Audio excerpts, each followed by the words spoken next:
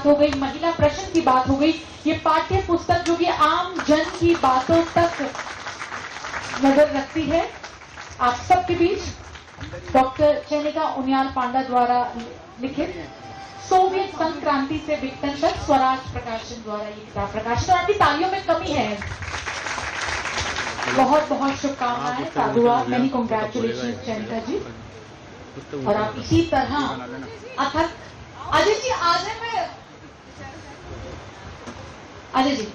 Ajay ji from Swaraj प्रकाशन। बिल्कुल। और मैं बताना चाहती हूँ कि एसपीएम कॉलेज में जब भी सारी किताबें आप भी पब्लिश करते हैं, मैं मंच पे उपस्थित सभी साथियों से कहूंगी कि इस समय वंस अगेन स्वराज प्रकाशन द्वारा सोवियत संक्रांति से विघटन तक, written by Dr. Chainika Unyal Panda ji, a very important textbook but which has some deep insights for our everyday lives too. Many congratulations Chainika ji and many thanks to the distinguished dignitaries on the dais for doing the honors. धन्यवाद। And now to reflect on the book, आज के इस कार्यक्रम में उपस्थित कार्यक्रम के मुख्य अतिथि आदरणीय पवन खेरा जी से मैं अनुरोध करूंगी कि वो आज अपने विचारों से हमें मार्गदर्शन प्रदान करें। लेकिन आप सब लोग जिस तरह पवन सर की आवाज ऊर्जावान हमें हर शाम हर चैनल से मिलती है, उतनी ही ऊर्जावान तालियां होनी चाहिए। सर दिल्ली से आज जयपुर हमारे बीच प्रस्तुत है, उपस्थित है। सर नमस्कार।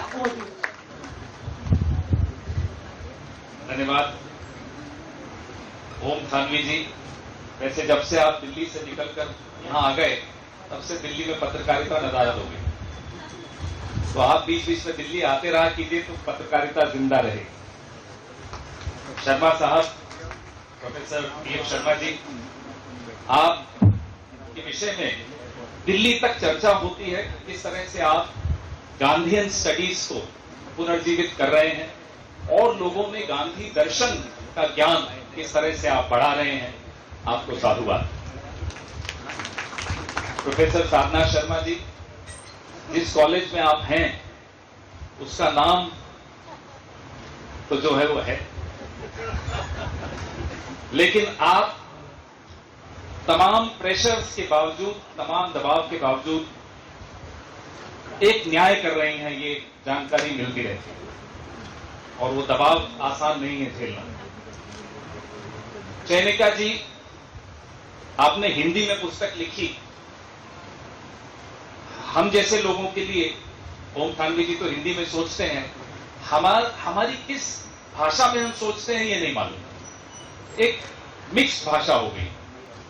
तो हिंदी की पुस्तक पर अंग्रेजी में कुछ बोलना बड़ा अटपटा लगता है, श्रोताओं के लिए भी अच्छा नहीं होता और खुद भी बोलने में एक कॉन्ट्रडिक्शन में इंग्लिश में बोल देता है, शब्द विरोधाभास लगता है। मैं यहां आने से पहले सोचा किताब थोड़ी पढ़ूं, थोड़ा प्रयास भी किया था। सबसे पहले उसको पलट के मैंने उसकी कीमत देखी। वो इसलिए देखी कि जब उदयपुर में मैं पढ़ता था स्कूल में, हर साल सोवियत पुस्तक मेला लगता था।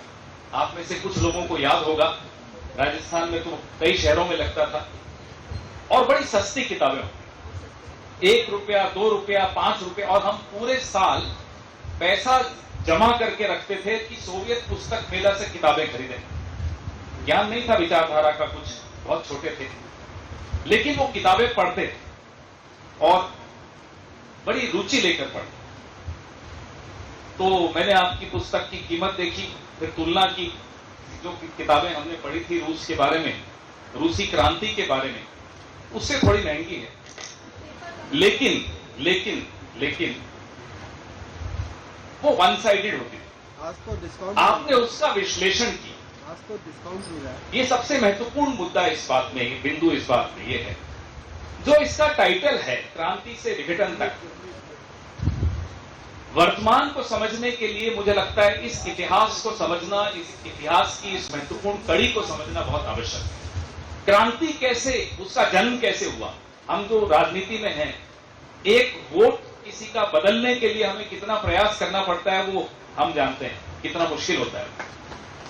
लोगों के मन में आत्मचेतना जगाना, वर्ग चेतना जगाना और फिर क्रांति लाना अपने आप में कितना, और बिना मोबाइल के, कोई टेलीविजन नहीं था, कोई बड़े बड़े सुधीर चौधरी टाइप लोग नहीं थे। उसके बावजूद क्रांति आई, उसके बावजूद चेतना जगी। यह समझना हम सबके लिए बहुत आवश्यक है कि उन चुनौतियों को कैसे उस वक्त साथ लेकर ये क्रांति लेखकों की क्रांति, ये क्रांति विचारकों की क्रांति। क्रांति वैसे भी एक विचार होता है सबसे पहले, जन्म तो एक विचारक के दिमाग में होता है क्रांति, लेकिन उस विचार को जन समूह तक ले जाना और जन समूह को उस क्रांति का हिस्सा बनाना अपने आप में एक बहुत बड़ी चुनौती रही है, जो हम सबको सीखना चाहिए। ओम थानवी जी ने रूस का जो विघटन था उसका बड़ा अच्छा विश्लेषण किया अपने व्याख्यान में। उससे भी हमें कुछ सीखना चाहिए। विचारधारा जब गंगा की तरह या किसी नदी की तरह जब गंगोत्री से निकलती है तब बड़ी शुद्ध होती है, लेकिन वो जब नीचे मैदान में बहती बहती सागर तक जाती है तब उसमें तमाम गंदगियां शामिल हो जाती हैं और वो विचारधारा तो आप पहचान भी नहीं सकते कि वो जब निकली थी तो कैसी थी और अब जब नीचे आ गई तो कैसी। हर विचारधारा का ये सफर होता है। मैं जिस विचारधारा का अनुयायी हूं, मैं अभी दर्शकों में, श्रोताओं में एक चेहरा देख रहा हूं, कमल नयन जी का। ये भी इतिहासकार हैं और इनसे अक्सर हमारी विचारधारा पर चर्चा होती रहती है। तो जिस विचारधारा से मैं निकला या जिसका मैं अनुयायी हूं, उसका सफर कठिनाइयों से गुजर रहा है। कठिनाइयां क्या है? सबसे बड़ी कठिनाई यह है कि हम खुद अपनी विचारधारा को शायद नहीं समझ पा रहे हैं। इसलिए मैं प्रोफेसर बीएम शर्मा जो कर रहे हैं या सतीश राय साहब जो कर रहे हैं, वो बहुत बुनियादी काम कर रहे हैं, जिससे हम खुद, हमें अपनी विचारधारा के बारे में कुछ ज्ञान हो। इस पीढ़ी को, कांग्रेस की इस पीढ़ी को, माफ कीजिएगा, कांग्रेस की ही विचारधारा का कोई ज्ञान, विशेष ज्ञान नहीं। ये हमारी सबसे बड़ी कमजोरी रही। आप शाखा में जाने वाले किसी भी व्यक्ति से बात करो, उसको अपनी विचारधारा का पूरा ज्ञान। तो ऐसा क्या कारण है कि हम अपनी विचारधारा को अपने ही कार्यकर्ताओं में, अपने ही नेताओं में प्रचलित नहीं कर पा रहे? हर दशक में विचारधारा को के अंदर एक नई जान फूंकनी पड़ती है। आज जो, जिनको मैं अपना नेता मानता हूं, जिन्होंने 4000 किलोमीटर पैदल चला, उस व्यक्ति में मुझे ये उम्मीद दिखती है कि वो विचारधारा में एक नई जान फूंकना चाहता है। और वो विचारधारा की शुद्ध, जो प्योरिज्म होता है कि कितनी शुद्धि होनी चाहिए विचारधारा में, उसमें समझौतावाद का स्थान नहीं होता। उस विचारधारा को वो उसी शुद्धिकरण की दिशा में ले जा रहे हैं। उसी कारण से हम जैसे कुछ लोग रोज ब्लड प्रेशर बढ़ाकर चिल्ला रहे होते हैं, लड़ रहे होते हैं, टीवी पर संघर्ष कर रहे होते हैं, क्योंकि मछली की आंख दिखती कि ये देश अगर चल सकता है किसी राह पर, तो वो मध्यम मार्ग की राह पर ही चल सकता है। वो एक्सट्रीम लेफ्ट, जिसके बारे में थानवी साहब ने भी बताया, प्रोफेसर शर्मा ने भी बताया, या एक्सट्रीम राइट जो आजकल आप देख रहे हैं, इन दोनों रास्तों पर नहीं चल सकते। और मध्यम मार्ग कितना कठिन होता है, यह आप हम लोगों से पूछिए, कितना कठिन, कितनी कठिनाइयां झेलते हैं मध्यम मार्ग से। मध्यम मार्ग कोई लेफ्ट का दुश्मन नहीं होता, राइट का दुश्मन नहीं होता, दोनों का सम्मिश्रण होता। क्योंकि मेरा यह हक नहीं है कि मैं कह दूं right doesn't have a right to exist or left doesn't have a right to exist. Both have a right to exist, just as I have a right to exist. लेकिन एक्सट्रीमिटीज, जैसा कि थानवी साहब बता रहे थे, कोई भी विचारधारा हो, उसका एक एक्सट्रीम फॉर्म बड़ा खतरनाक होता है।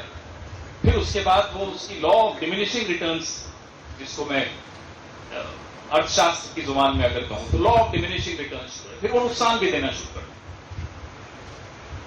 तो इस तरह के प्रयास विशेष तौर पे जो चैनिका जी ने अपनी पुस्तक करिकुलम के लिए लिखी, पाठ्यक्रम के लिए लिखी, बहुत आवश्यक है। इस तरह की पुस्तकें, इस विचारधारा का सफर अपने पीक से 1917 में और अब धरातल तक जाती हुई विचारधारा। कुछ सवाल आज भी हैं। 31 जनवरी 1990 को पुष्किन स्क्वायर में पहला रेस्टोरेंट खुला मैकडॉनल्ड्स का। क्या वो पूंजीवाद की विजय मानी जाए? क्या उसे समाजवादी क्रांति का अंत माना जाए? ये एक बड़ा बुनियादी सवाल है। वो मैकडॉनल्ड्स का पहला रेस्टोरेंट जब मॉस्को में खुला तो शायद अमेरिका ने उसको अपनी विजय पताका मान लिया। लेकिन क्या पूंजीवाद के पास तमाम उत्तर हैं?